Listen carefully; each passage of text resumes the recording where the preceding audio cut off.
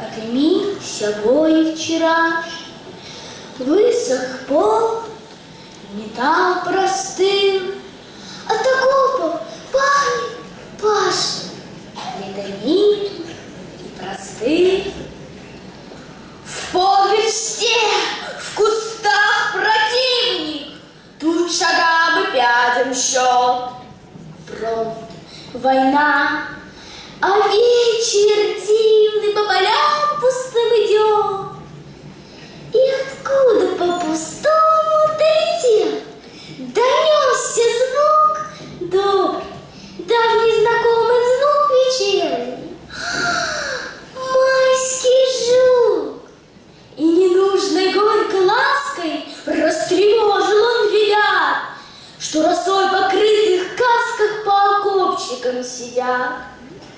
Ну-ка, что за перемена? То не шутки, бой идет. Сталатин бьет с колена из винтовки в самолет. Трехлинейная винтовка на брезентовом ремне. Это патроны с той головкой, что страшна стальной броне. Бой неравный, бой короткий.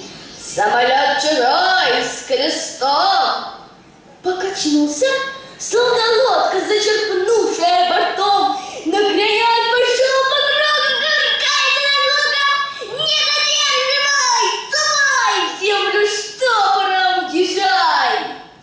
Сам стрелок глядит с испугом, чудо делал невзначай.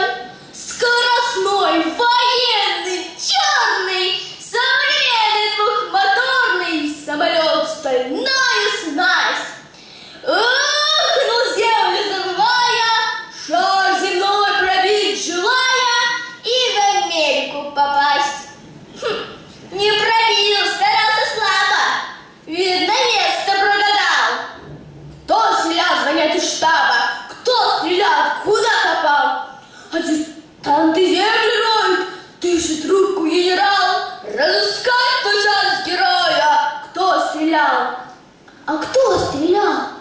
Кто не прятался в окопчик, поминая всех родных?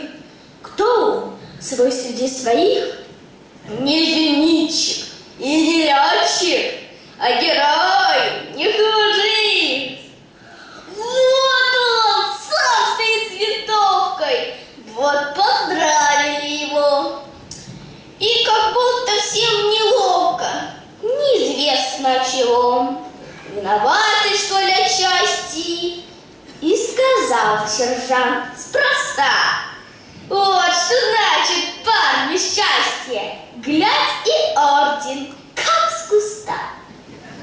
Не промедлившись ответом, парень сдачу подает. Не горюй, у него